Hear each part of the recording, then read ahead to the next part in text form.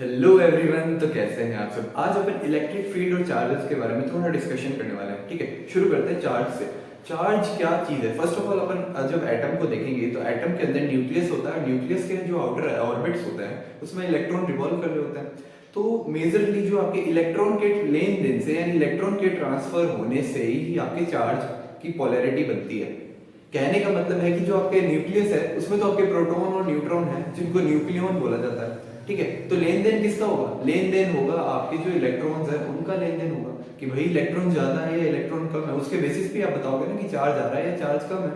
ठीक है, तो चार्ज अपन दो टाइप के बढ़ते हैं, पॉजिटिव नेगेटिव। एक तीसरा और होता है जिसमें जीरो चार्ज होता है जिसको अपन न्यूट्रल बोलते हैं। ठीक है, तो जब इलेक्ट्रॉन है उसकी कमी या ज्यादा से ही तो आपके होगा ना चार्ज की डेवलपमेंट। तो फर्स्ट ऑफ ऑल अपन क्या देखते हैं कि एक्सेस और डिफिशियंसी ऑफ इलेक्ट्रॉन। चार्ज क्या है? एक्सेस है या डिफिशियंसी। एक्सेस मतलब ज्यादा या कम होना इलेक्ट्रॉन का, वही चार्ज बताता है। ठीक है, तीन केसेस है। अगर इलेक्ट्रॉन प्रोटॉन के इक्वल है तो न्यूट्रल होगा। ठीक है, proton positive charge, electron negative charge. अगर दोनों बराबर है तो आपका एटम है या चार्ज पार्टिकल वो न्यूट्रल होगा। ठीक है, दूसरा अगर इलेक्ट्रॉन ज्यादा हो गए प्रोटॉन से, इलेक्ट्रॉन ज्यादा हो गए प्रोटॉन से, तो आपके क्या होगा? नेगेटिव चार्ज डेवलपमेंट होगा क्योंकि इलेक्ट्रॉन नेगेटिव चार्ज कैरियर होता है। ठीक है, अगला देखते हैं कि अगर प्रोटॉन ज्यादा हो गए, प्रोटॉन ज्यादा तो नहीं हो सकते, कहने का मतलब है कि इलेक्ट्रॉन कम हो गए यानी डिफिशियंसी होगी इलेक्ट्रॉन की, इलेक्ट्रॉन कम हो गए तभी तो आपके प्रोटॉन से नंबर ज्यादा हो गए। फॉर एग्जांपल मैं आपको एग्जांपल दूं, जैसे आपको कोई आइटम है, आपने जो पीरियोडिक टेबल में पढ़ते हैं, जैसे क्लोरीन ले लिया, उसमें 17 प्रोटॉन होते हैं और 17 इलेक्ट्रॉन होते हैं।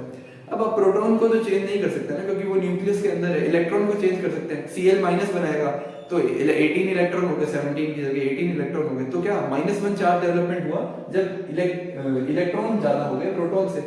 प्रोटॉन तो उतने ही थे क्लोरीन एटम में, 17 ही थे, इलेक्ट्रॉन का लेन देन हुआ। ठीक है, अब जैसे Cl पॉजिटिव होता नहीं है वैसे, अगर एक इलेक्ट्रॉन चला जाए मतलब Cl से एक इलेक्ट्रॉन चला जाए यानी 17 की जगह 16 हो जाए तो क्या होगा? प्रोटॉन तो 17 थे लेकिन इलेक्ट्रॉन चार्ज कम हो गया, तो जो चार्ज डेवलप होगा वो पॉजिटिव चार्ज डेवलप होगा।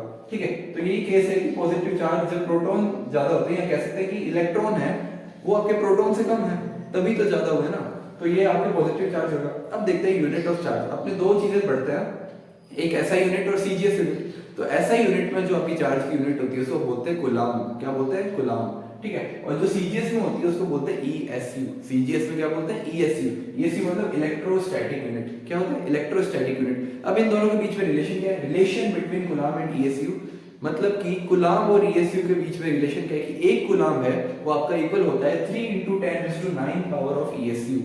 1 coulomb is equal to 3 × 10⁹ of ESU. ठीक है, और इसी को ही 1/10 EMU भी लिख सकते हैं। इसी को 1/10 EMU भी लिख सकते हैं। EMU क्या होती है? Electromotive unit. ठीक है, तो क्या हुआ? 1 coulomb is equal to 3 × 10⁹ ESU equals to 1/10 of EMU। मतलब ये यूनिट है वो 1/10 ऑफ EMU हो सकता है। अब एक जेई और नीट में ये भी सवाल आता है ESU अपॉन EMU का रेशियो। ठीक है, ESU अपॉन EMU का रेशियो क्या? तो अपने 3 × 10⁻10 की पावर बनी। क्यों? क्योंकि 1/10 है, 1/10 अगर डिवाइड में जाएगा तो वो ऊपर चला जाएगा और 3 × 10⁹ वो 3 × 10⁻10 हो गया। ठीक है, तो ESU अपॉन EMU 3 × 10⁻10 बना। ये आपका सीजीएस में स्पीड ऑफ लाइट की यूनिट के बराबर होता है। सीजीएस में स्पीड ऑफ लाइट की यूनिट के बराबर होता है, यानी 3 × 10⁻10 यानी ESU upon EMU also equal to speed of light in CGS. ठीक है, ऐसा ऑप्शंस में आ सकता है कि ये ESU अपॉन EMU दे दिया और दे दिया 3 × 10⁻10 दे दिया, तीसरा ऑप्शन दे दिया speed of light in CGS, फिर पूछ लिया और फोर्थ ऑप्शन में ऑल ऑफ द अबव, तो ऑल ऑफ द अबव हो गया कि ESU upon EMU light of speed के भी बराबर होता है, स्पीड ऑफ लाइट के भी बराबर होता है सीजीएस में। ध्यान रखना सीजीएस में। ठीक है, नेक्स्ट देखते हैं अपने कि एक दो यूनिट और दे रखी है, वो ये दे रखी है कि फराड और फ्रैंकलिन क्या है। तो जो आपकी चार्ज की सबसे बड़ी यूनिट है, चार्ज की सबसे बड़ी यूनिट वो है फराड। क्वेश्चन आता है केमिस्ट्री में भी इसको यूज किया जाता है। 1 फराड इक्वल्स टू, ठीक है, इसकी यूनिट होती है 96500 कूलम। क्या होती है? 96500 कूलम। लिख देता हूं, ये इसकी यूनिट होती है। ठीक है, फराड है वो लार्जेस्ट यूनिट है चार्ज। इसकी जो क्वांटिटी होती है 96500 टाइम्स ऑफ कूलम होती है, यानी कूलम का 96500 टाइम्स ज्यादा है, यानी इसकी वैल्यू क्या है? 96500 कूलम। ठीक है, और कूलम की अपन ने वैल्यू देखी थी, कूलम की होती है 3 × 10⁻9 पावर ऑफ ESU। ठीक है, तो ये फ्रैंकलिन है वो स्मॉलेस्ट यूनिट है चार्ज की, फराड है सबसे बड़ी, फराड है सबसे बड़ी यूनिट और स्मॉलेस्ट यूनिट क्या है? फ्रैंकलिन है। ये छोटी छोटी चीजें याद करने की है क्योंकि कई बार अपन सोचते हैं ना कि न्यूमेरिकल कर लेते हैं और अपन फॉर्मूला रट के चले जाते हैं, अपना हो जाएगा। अब पूछ लिया फ्रैंकलिन के, आप थ्योरी में नहीं बता पाओगे। अगर आपको फॉर्मूला आता है तो आप कोशिश कर सकते हो कि हाँ ये मैं सॉल्व कर सकता हूँ, लेकिन जब आप थ्योरी नहीं आती है ना आपको, तो थ्योरी में आप अड़ जाओगे, उसमें आप फिर तुक्का लगाओगे और आपको नेगेटिव हो जाएगा। इससे बेटर है कि छोटी छोटी चीजों को अपन देख कर जाए, ठीक है। फराड क्या है, लार्जेस्ट यूनिट, फ्रैंकलिन क्या है, स्मॉलेस्ट यूनिट। अब एक चीज और देखते हैं कि अगर चार्ज है वो पॉजिटिव नेगेटिव रिपेल कैसे करते हैं, वो चीज देखते हैं, वो केस देखते हैं कि अगर चार्ज है वो सेम नेचर का यानी पॉजिटिव पॉजिटिव है, वो एक दूसरे को रिपेल करेंगे, यानी चार्ज है पॉजिटिव पॉजिटिव, वो एक दूसरे को रिपेल करेंगे, नेगेटिव नेगेटिव रिपेल करेंगे। कुल मिला के सेम नेचर वाले चार्जेस एक दूसरे को रिपेल करते हैं। और जो अपोजिट नेचर के चार्ज होते हैं, पॉजिटिव नेचर और नेगेटिव नेचर अट्रैक्ट करेंगे, पॉजिटिव नेगेटिव अट्रैक्ट करेंगे दूसरे को, ठीक है। सेम नेचर के चार्ज क्या करेंगे, रिपेल करेंगे, अपोजिट नेचर के अट्रैक्ट करेंगे, ठीक है। Charge body also attract neutral body. अब आप बोलोगे न्यूट्रल को कैसे अट्रैक्ट कर रहा है, क्योंकि इसमें तो जीरो है, मतलब इक्वल है दोनों, number of electron number of proton. मैंने ये नहीं बोला कि चार्ज बॉडी के अंदर ही अट्रैक्शन चलता है, मैंने ये बोला कि चार्ज बॉडी एक न्यूट्रल बॉडी को अट्रैक्ट कर सकती है। कैसे कर सकती है, वो इंडक्शन के थ्रू पोलराइजेशन करेगी, पोलराइज करेगी, ठीक है। तो ये पॉजिटिव चार्ज है, मान लो इसको यहाँ था पॉजिटिव चार्ज, इस पॉजिटिव चार्ज को मैं न्यूट्रल बॉडी के पास लाया, तो इसमें न्यूट्रल बॉडी में पॉजिटिव और मैंने क्या बताया अपोजिट नेचर अट्रैक्ट करता है, तो इस बॉडी में ये न्यूट्रल है, इसका मतलब ये है कि इसमें इलेक्ट्रॉन और प्रोटॉन की अमाउंट बराबर है, तो इसमें जो इलेक्ट्रॉन होंगे वो इधर खींचेंगे, यानी पोलराइज होंगे प्लस क्यू की तरफ, क्योंकि अपोजिट नेचर अट्रैक्ट करता है, तो नेगेटिव इधर गया, ठीक है, ये अट्रैक्ट हुआ, और वो जो पॉजिटिव है वो इधर आ गया और रिपेल करेगा, क्योंकि पॉजिटिव पॉजिटिव यानी सेम नेचर वाले रिपेल करेंगे, जबकि अपोजिट नेचर वाले अट्रैक्ट करेंगे, तो ये पोलराइज हो गया, ये पोलराइजिंग बॉडी बन गई, ठीक है। अगला देखते हैं, आपने क्या देखते हैं कि एक जो चीज है बहुत इंपॉर्टेंट है नोट करने के लिए, कि इलेक्ट्रोस्टैटिक में है ना, repulsion is the true test. मतलब रिपल्शन होगा ना, वो ट्रू टेस्ट को डिफाइन करेगा कि चार्जेस का नेचर कैसा है। अगर दोनों पॉजिटिव चार्जेस है, अपन को नहीं पता, अगर दोनों पॉजिटिव चार्जेस है, अपन को नहीं पता कि कौन कौन सा है, ये पॉजिटिव भी हो सकता है, मतलब अगर सेम नेचर के चार्जेस है तो पॉजिटिव पॉजिटिव रिपेल करेगा, नेगेटिव नेगेटिव भी रिपेल करेगा, तो रिपेल करना ही सबसे मेजर टेस्ट होता है इलेक्ट्रोस्टैटिक में। क्या लिखा है, in electrostatic repulsion is the true test, क्योंकि अगर अपन अपोजिट चार्ज को पास लाएंगे तो वो तो अट्रैक्ट कर देंगे, ठीक है, उससे अपन को नहीं पता चल रहा कि कौन सा चार्ज कौन सा है, जबकि सेम नेचर के चार्जेस होते हैं वो एक दूसरे को रिपेल कर देते हैं, तो रिपेल करना ही ट्रू टेस्ट होता है अपने इलेक्ट्रोस्टैटिक में, नोट करके लिख लो। अगला अपन देखते हैं प्रॉपर्टीज ऑफ चार्ज, चार्ज क्या क्या प्रॉपर्टीज रखता है अपने अंदर, ठीक है। तो फर्स्ट ऑफ ऑल जो अपनी प्रॉपर्टी डिस्कस करते हैं वो कुछ करते हैं इलेक्ट्रोमैग्नेटिक फील्ड, इलेक्ट्रिक फील्ड और मैग्नेटिक फील्ड के बारे में, कि अगर जो पहला पॉइंट है मैंने लिख रखा है कि अगर चार्ज पार्टिकल रेस्ट पे, अगर चार्ज पार्टिकल रेस्ट पे वो मूव नहीं कर रहा है, तो वो सिर्फ इलेक्ट्रिक फील्ड प्रोड्यूस करेगा। दिमाग में याद कर लो, चार्ज पार्टिकल रेस्ट पे इलेक्ट्रिक फील्ड प्रोड्यूस करेगा। अगर चार्ज पार्टिकल कांस्टेंट वेलोसिटी के साथ मूव कर रहा है, चार्ज पार्टिकल कांस्टेंट वेलोसिटी के पास मूव कर रहा है, तो इलेक्ट्रिक फील्ड तो प्रोड्यूस करेगा ही, साथ में मैग्नेटिक फील्ड भी प्रोड्यूस करेगा। क्या बोला कि पहला पॉइंट क्या था, रेस्ट पे, तो सिर्फ इलेक्ट्रिक फील्ड को प्रोड्यूस करेगा। दूसरा पॉइंट, अगर कांस्टेंट वेलोसिटी पे है, कांस्टेंट वेलोसिटी पे यानी वेलोसिटी उसकी सेम है, तो वो इलेक्ट्रिक फील्ड के साथ आपकी मैग्नेटिक फील्ड को भी प्रोड्यूस करेगा, ठीक है। और थर्ड पॉइंट, अगर चार्ज एक्सेलरेट कर रहा है, क्या कर रहा है, चार्ज एक्सेलरेट कर रहा है, तो इलेक्ट्रिक फील्ड करेगा, मैग्नेटिक फील्ड भी करेगा, साथ ही साथ आपके इलेक्ट्रोमैग्नेटिक वेव भी करेगा। अपने 8 नंबर या 9 नंबर की चैप्टर है फिजिक्स में, आपके इसी बुक में EM वेव्स करके है, वो चैप्टर पूरा इसी के ऊपर है, ये थर्ड पॉइंट के ऊपर पूरा चैप्टर बन जाता है फिजिक्स में, ऐसे ऐसे फिजिक्स है यहाँ पे, ठीक है। तो ये EM वेव्स प्रोड्यूस करेगा, इसको पढ़ लेते हैं। Charge particle at rest produces only electric field, ये इलेक्ट्रिक फील्ड का साइन है। Charge particle at constant velocity produce करेगा, B यानी मैग्नेटिक फील्ड, E यानी इलेक्ट्रिक फील्ड, ये वेक्टर के साइन लगाएं, ठीक है। चार्ज पार्टिकल एक्सेलरेट करेगा तो क्या प्रोड्यूस करेगा, इलेक्ट्रिक फील्ड भी करेगा, मैग्नेटिक फील्ड भी करेगा, साथ में आपके इलेक्ट्रोमैग्नेटिक वेव्स को भी प्रोड्यूस करेगा, कुल मिला के एनर्जी को रेडिएट करेगा, ठीक है। मैग्नेटिक वेव्स, इलेक्ट्रोमैग्नेटिक वेव्स वो आपकी एनर्जी प्रोड्यूस करती है, ठीक है, तो वो एनर्जी को भी प्रोड्यूस करेगा। अब देखते हैं charge is invariant, charge is invariant, invariant का मतलब है वेरिएबल नहीं है। चार्ज क्या है कि इलेक्ट्रॉन की डेफिशिएंसी या एक्सेस होना ही तो चार्ज है।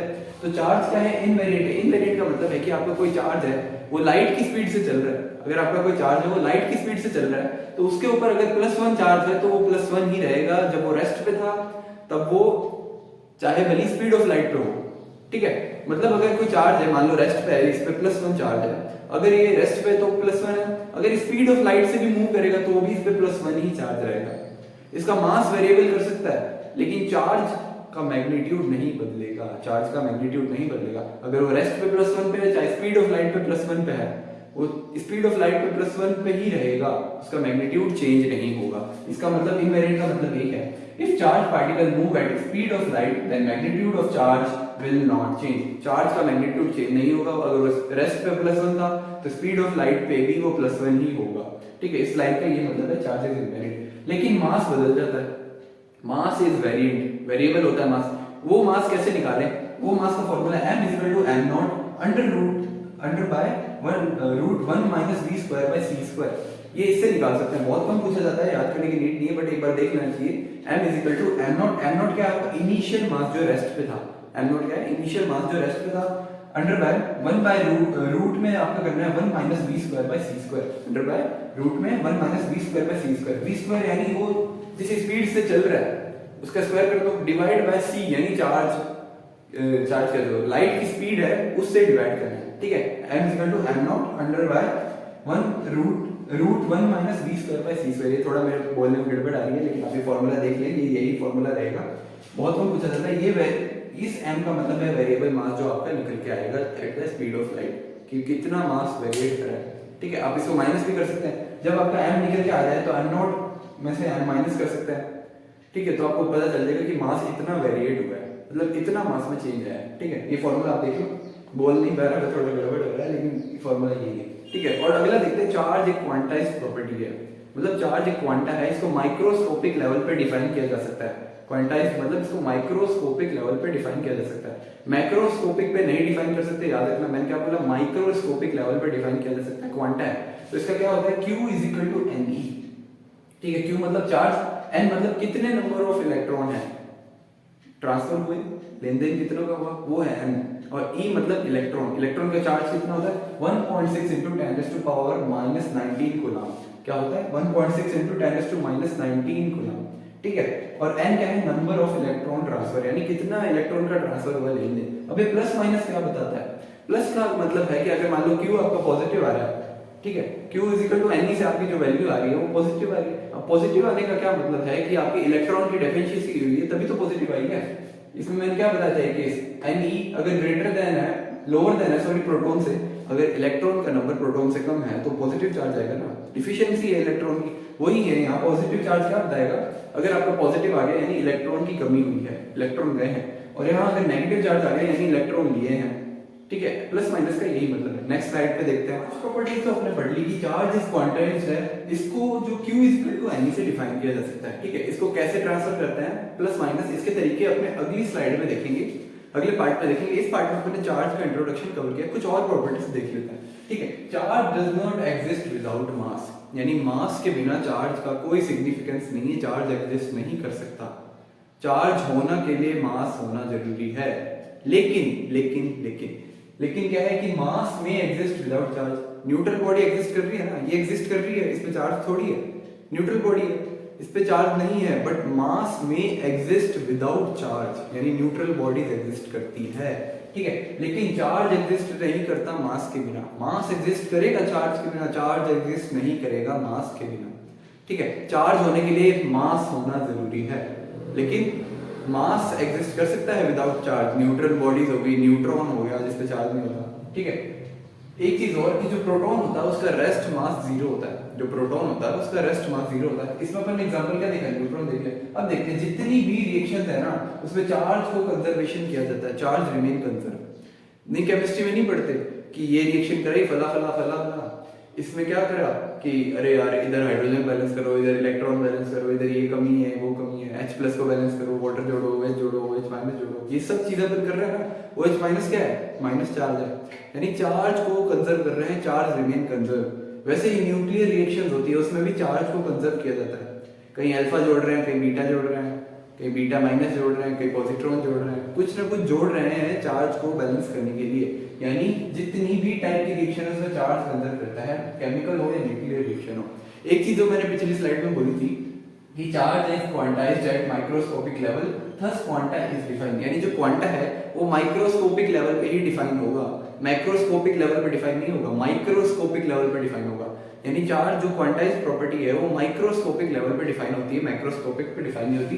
But at microscopic level quanta is not defined, ठीक है, माइक्रोस्कोपिक लेवल पे क्वांटा डिफाइन नहीं होते। एक एक्स्ट्रा पॉइंट बता रहा हूँ, वैसे एक्स्ट्रा नहीं है, अपने धीरे धीरे पढ़ते हैं तो पता चल जाता है कि फिजिक्स में कौन कौन सी क्वांटाइज्ड प्रॉपर्टी एग्जिस्ट करती है, ठीक है। तो फिजिक्स में जो क्वांटाइज्ड फिजिकल प्रॉपर्टीज एग्जिस्ट करती है, मैंने यहाँ कुछ एक लिखी है। एक तो अपन ने पढ़ी नहीं चार्ज, ठीक है, चार्ज अपन ने अभी पढ़ा कि क्वांटाइज्ड प्रॉपर्टी है, इसको माइक्रोस्कोपिक लेवल पे देखा जाता है, ठीक है। अगली देखते हैं एंगुलर मोमेंटम, ठीक है। इसका फॉर्मूला होता है mvr = nh/2 ये बोहर का जो उसने दिया था, एंगुलर मोमेंटम की थ्योरी दी थी बोहर ने, तो उसमें उसने बताया था mvr = nh/2। उसने ये नहीं डिफाइन कर पाया था कि ये बना कैसे है, बस उसने बता दिया कि mvr = nh/2। बाद में जो डी ब्रोगली जी आए उसने कंफर्म करके बताया था, ठीक है, 2πr = n लैम्डा से उसने कंफर्म किया था। तो डी ब्रोगली जी ने बताया एंगुलर मोमेंटम, तो ये भी क्वांटाइज्ड प्रॉपर्टी है। अब मैग्नेटिक मोमेंटम m/l = q/2m, यानी m = q × l/2m, ये अपने पढ़ते हैं मैग्नेटिक वाले चैप्टर में, ठीक है, जिसमें मैग्नेटिक फील्ड्स और डिफाइन होती है। QL/2m, यानी L अगर जो है इसमें L आ रहा है, L यानी एंगुलर मोमेंटम को L लिखा जाता है। तो L अगर क्वांटाइज्ड प्रॉपर्टी है तो मैग्नेटिक मोमेंट में भी L आ रहा है, वो भी क्वांटाइज्ड प्रॉपर्टी है, ठीक है। अगला देखते हैं बोहर मैग्नेट्रॉन। बोहर मैग्नेट्रॉन भी अपन उसी चैप्टर में पढ़ते हैं। और energy of EM waves E = hν hc/λ, ठीक है। और कितने नंबर है वो आगे अपन लिखते हैं n, मतलब एक फोटोन के लिए कर रहे हैं, 2 फोटोन के लिए कर रहे हैं, अगर 3 फोटोन के लिए कर रहे हैं तो आगे 3 लिख देंगे, 3hν, ठीक है। तो E = hν, n बता रहा है आगे नंबर ऑफ फोटोन, यानी नंबर, ये भी क्वांटाइज्ड प्रॉपर्टी है। तो ये इस स्लाइड में अपन ने टोटल क्या करा, चार्ज का इंट्रोडक्शन देखा, बेस से अपन से शुरू किया। आगे अपने अगली स्लाइड में चार्ज को कैसे ट्रांसफर किया जाता है, उसके मेथड क्या है, उसके 3 मेथड है, वो मैं अगली पार्ट में डिस्कस करूंगा। इस पार्ट में अपन ने चार्ज का इंट्रोडक्शन था ना, 0 से लेके 100 लेवल तक अपन गए चार्ज को लेके, थ्योरी कवर करी, ठीक है। एक आधा कोई न्यूमेरिकल का जो फॉर्मूला था वो वैसे नहीं पूछा जाता है, ये वाला, फिर भी ये जानना जरूरी है, एक बार आप इसको देख लें। तो बेसिक इंट्रोडक्शन अपन ने यहाँ कवर किया। नेक्स्ट जो पार्ट है उसमें अपन चार्ज को कैसे ट्रांसफर करते हैं और उसकी कुछ और प्रॉपर्टीज जानेंगे। Thank you.